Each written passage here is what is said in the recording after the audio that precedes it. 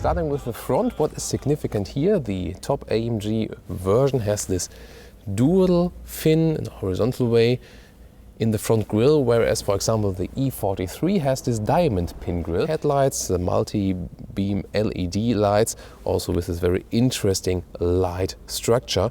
And what you can see already here from this perspective is that we get a very strong power dome hood right here with those designers. That is very beautifully done. And you can also see that this hood here is embedded. You can see the side spoilers are separated from the hood.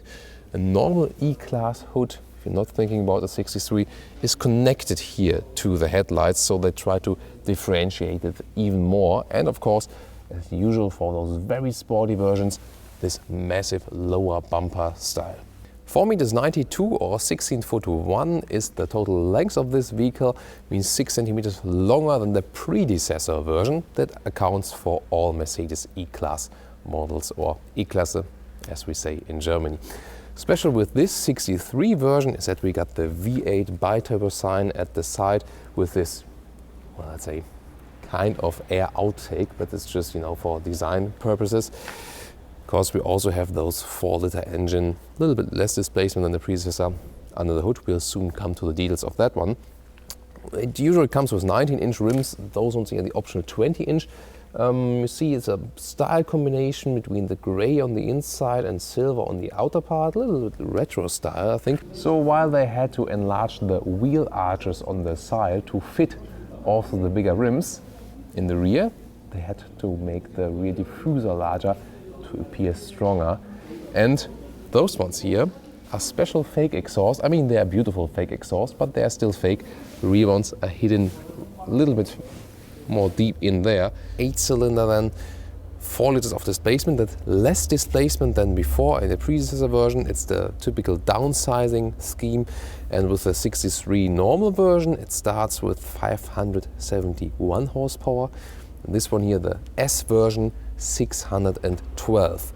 It's not too much of a difference. The acceleration is 3.5 or 3.4 seconds, 0 to 100 kilometers or to 62 miles an hour. The sporty spec of the E-Class, and that means what comes with the 63 version. First of all, the steering wheel here has microfiber on the outside parts. I really love it.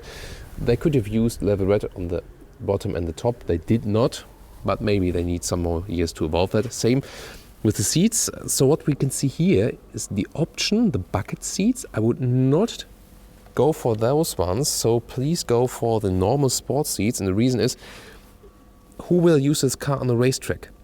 Then it maybe makes sense, but other than that, the normal sport seats are already sporty enough, have enough side support, and they offer you more comfort for your everyday driving. And then normal sport seats also come with standard with microfiber on the inside part, and then genuine leather on the outside part. Wow, cockpit overview, there you can really see it again.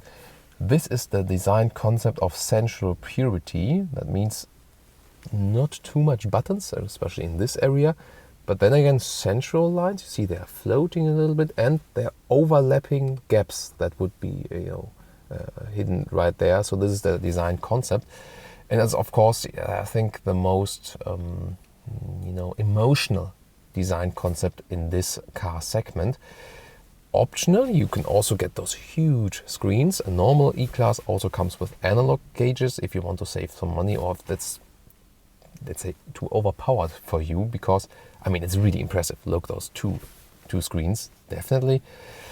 But then again, is it maybe too much?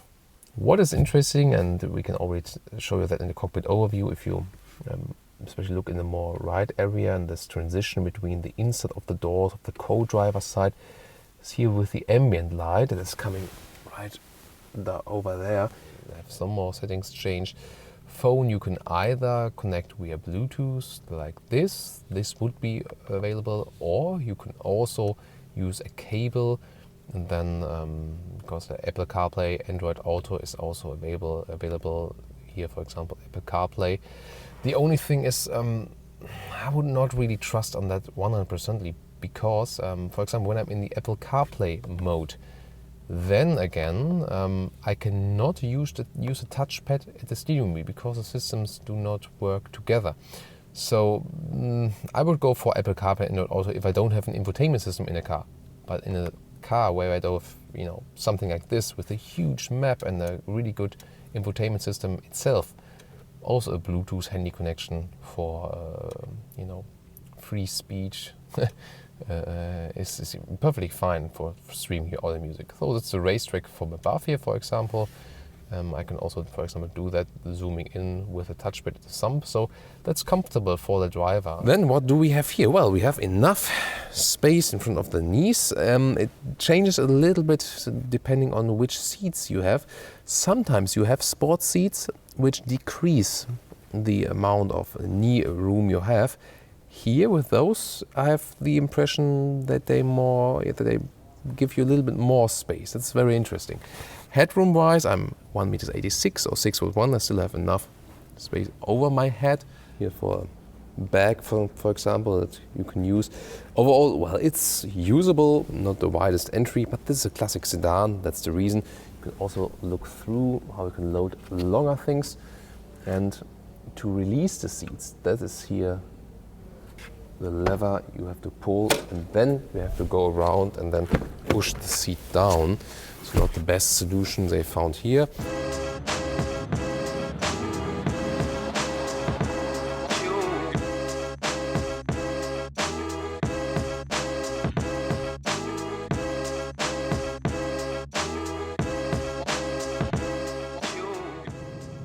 So, and I welcome you here to the racetrack now. And this is the part because it has just been raining. Here the four-wheel drive will play all of its part, and this is really important because we get more traction. Yes, of course, there are some hardcore racing fans that prefer the rear-wheel drive, but there's also a mechanism that selects the torque on each wheel.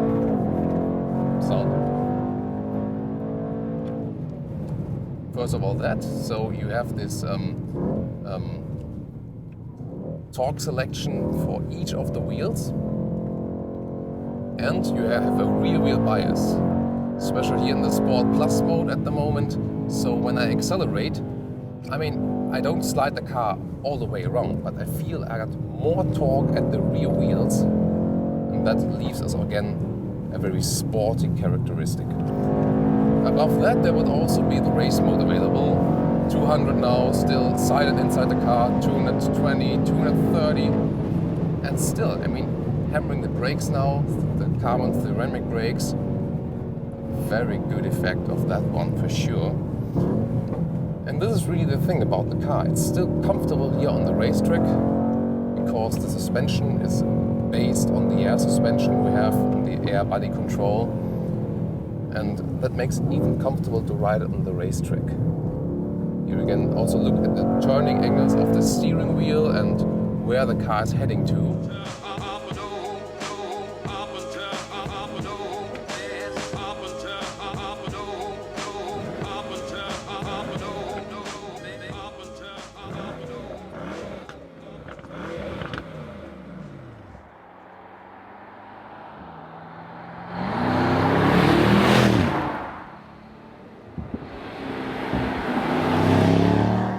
So now some Autobahn riding, and we'll start with an acceleration. Oh, let's go to Sport Plus, that we can get on the motorway very fast, and we will also show you some of the autonomous features because you might not be racing all the time. So let's see that we can safely enter the motorway. Watch out to the acceleration.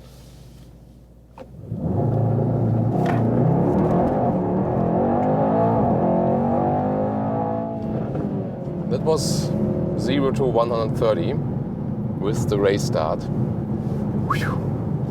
Always when you do that, it's really adrenaline rushing, and this is the moment also you feel the big difference between the E43 and the E63.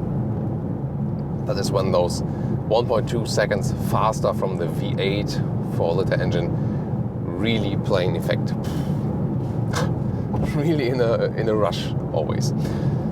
But this is also the funny thing about this vehicle. You can always go back to the comfort mode And in the comfort mode, it's really, as the mode says, very comfortable, as this one you see is still based on the air suspension, the air body control, and that makes this vehicle also, that's not without a compromise, because there are some sports cars that are so stiff and get so uncomfortable that you don't really enjoy them in driving every day. This is really the same that I've also experienced on the E43. This one is on the setup a little bit stiffer. Also, we got those 20-inch alloys on. But still, you can have a comfortable ride because it's still based on this air suspension ride. So that's the best choice if you're able to spend so much money, of course. Yeah, about the autonomous features, I can always drive, freely on the motorway, of course. But then it's always possible to set this second lever, the turning indicators, and have the autonomous riding function. And you see it's not thought that I take the hands off the steering wheel yet. I should not do this, but I can. And here I set the turning indicator for an overtaking. And I'm not hitting a throttle either, so I'm doing nothing. So just out the car, I'm putting the turning indicator back. When the overtaking process is done, I can set it to the right again, for example, and when the car is not realizing any vehicles that are approaching from the rear, the vehicle is doing the lane switch automatically, and in this case Mercedes is also leading. So there I get the warning now, I should touch the steering wheel, and it's basically enough just to put a hand on the steering wheel. But regulations as they are at the moment right now are still in a way you're responsible, you are controlling the car, not the assistant systems. If you're doing a crash, it's your fault, and your life and the life of your co-driver, camera driver. I also get the warning signal, by the way, in the head-up display, the special AMG Sport head-up display. So how it is meant to be used is rather like this. You keep the hands on the steering wheel loosely is enough. Then the car, doesn't complain. And you can be a little bit more relaxed. So you're just letting the car flow. It's keeping you in the lane. And by being more relaxed, you also don't get so tired. Because if you may be a little bit tired at first or stressed from the day, but then the car is helping you. You can have a little bit of relief, and you don't sleep, of course, but you can you can drive with less tension. So the car is taking part of that, and also, of course, always keeping the distance to the cars in front of you. Luckily for today, we don't have a car right now in front of us. That's probably fine. So, by the way, the GPS, I'm very satisfied with it.